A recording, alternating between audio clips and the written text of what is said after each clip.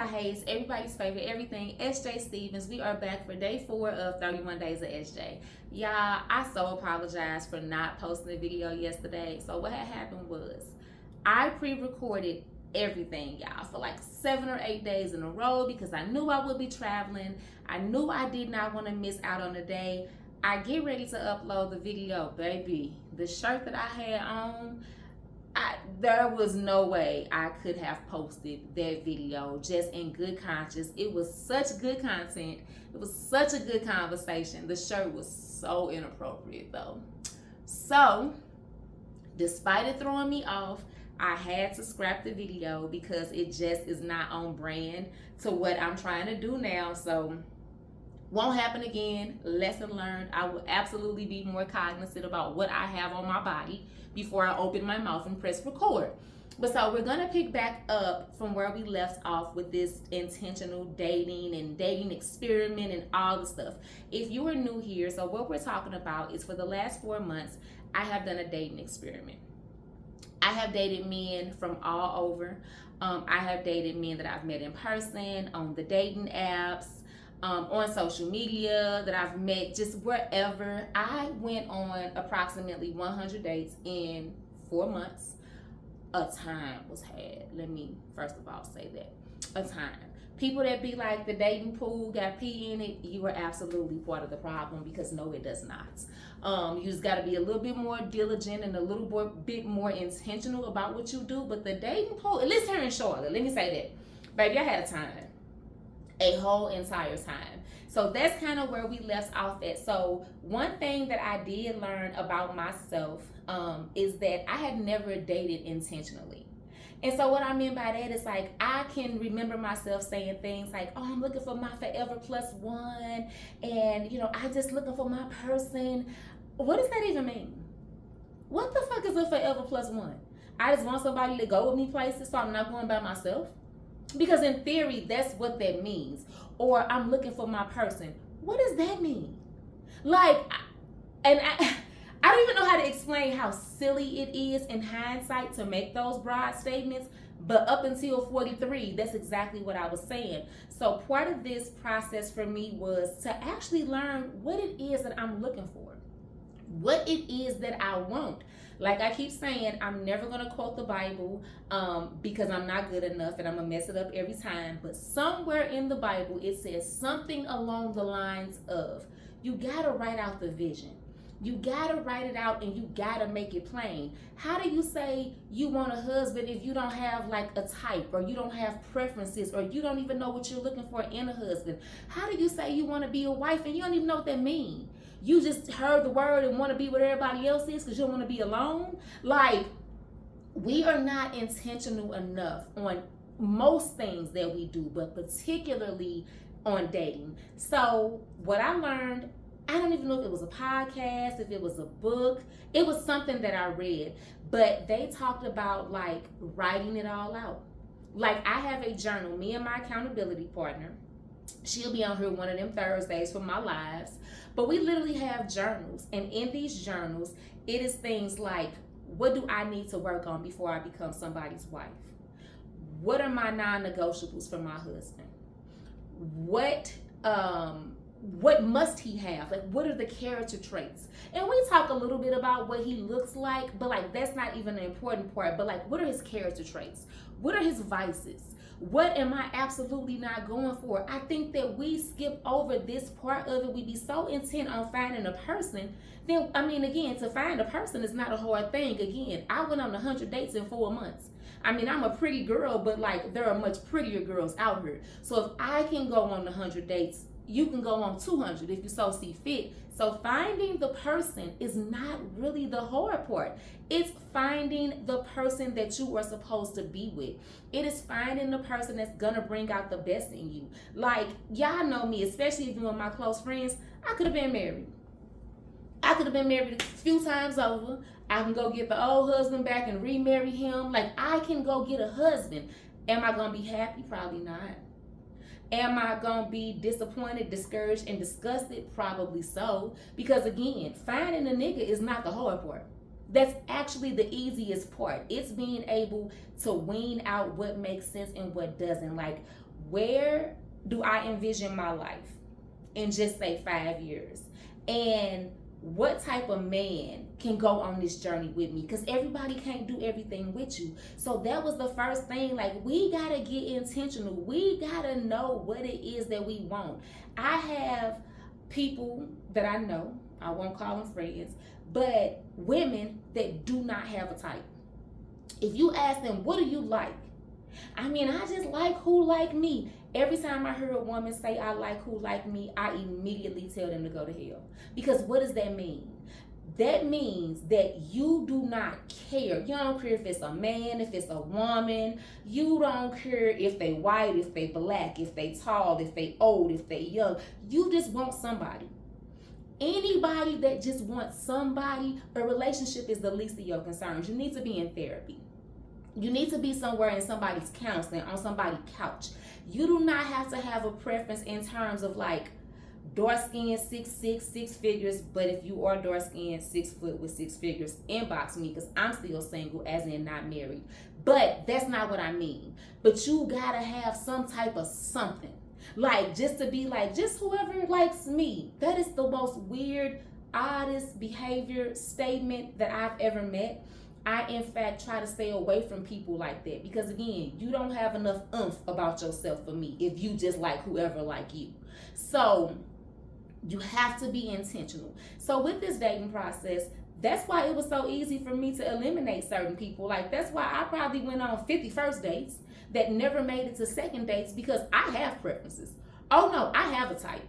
And again, I don't mean a physical type. Now, back in the day, I absolutely had a physical type. If you see like my kid's dad and anybody else I dated, oh, they all could have been cousins, brothers with the same daddy, different mamas, something along them lines. But like now, the physical thing is the least of my concern.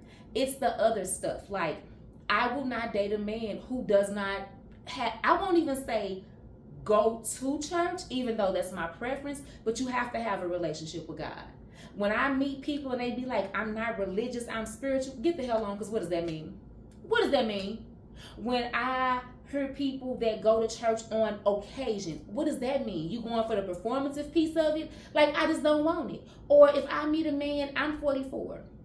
If I meet a man right now and he does not have children and he absolutely wants to have children, why would I mess with him?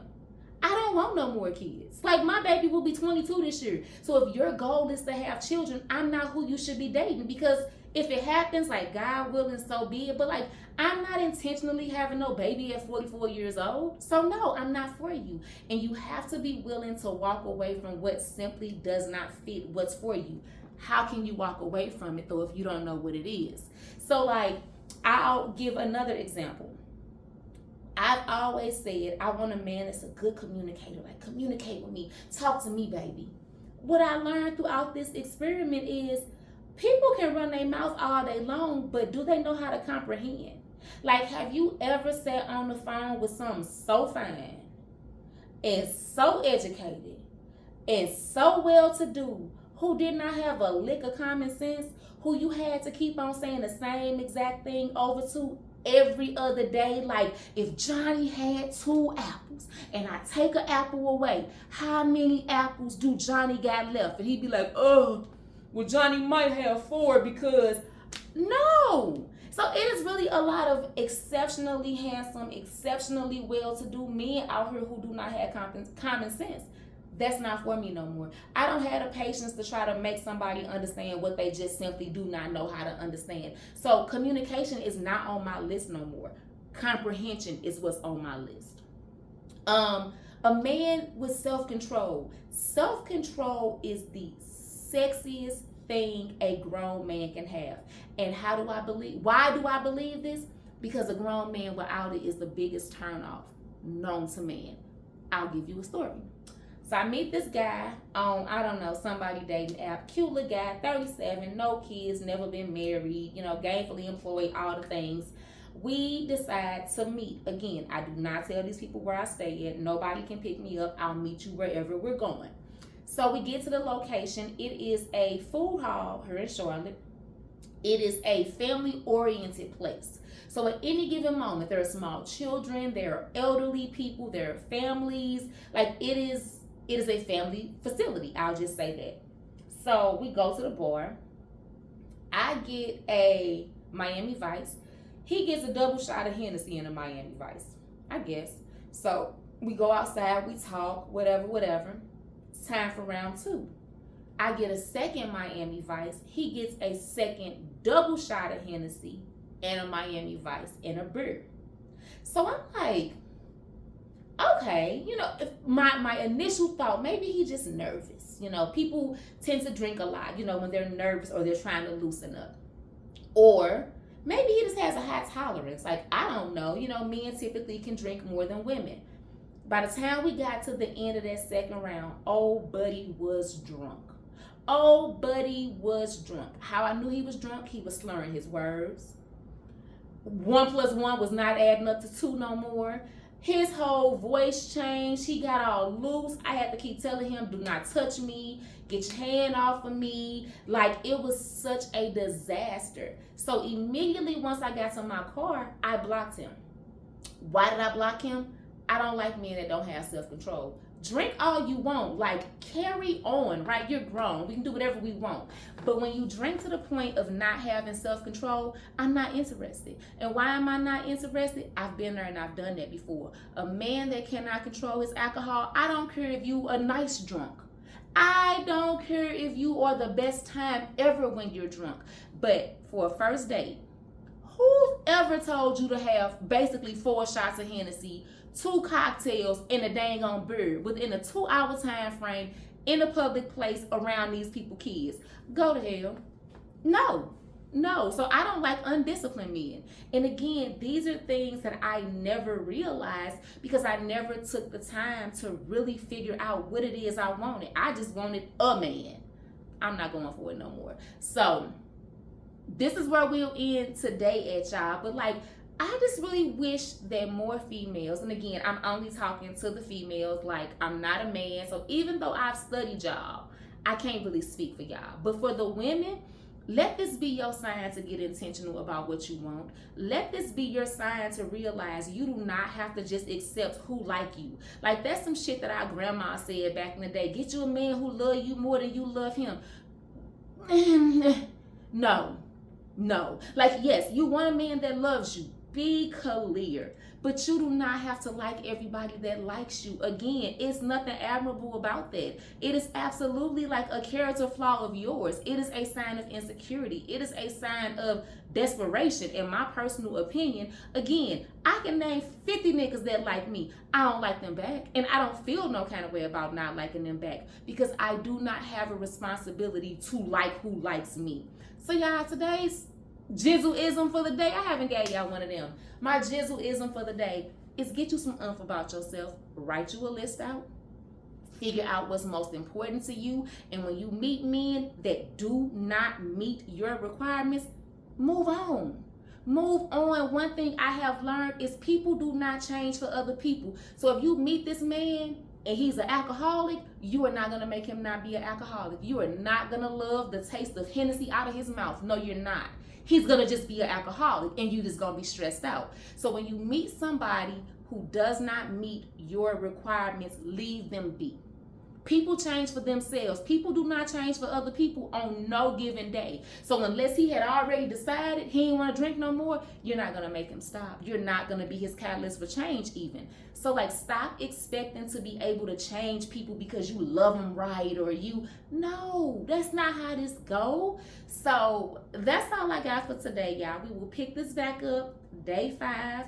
I'm gonna tell you some more about intentional dating. I'm gonna give y'all some more stories because we still gotta talk about old boy that lived in a bando but that drove the $90,000 car. And we have not even touched the surface of this dating experiment, y'all. Because how about I met the man that told me he was 48 and the man really was my mama age? Y'all, I'm telling you, the last 4 months have been a time. But that is all I have for today. Thank you so much for listening. Thank you guys for the comments. Please continue to like, share, subscribe. Follow me on all social media platforms. If you have any questions, you can leave the comments, or you can also inbox me. I will answer them during my shorts throughout the week. But for now, that's all I got. Have an amazing evening.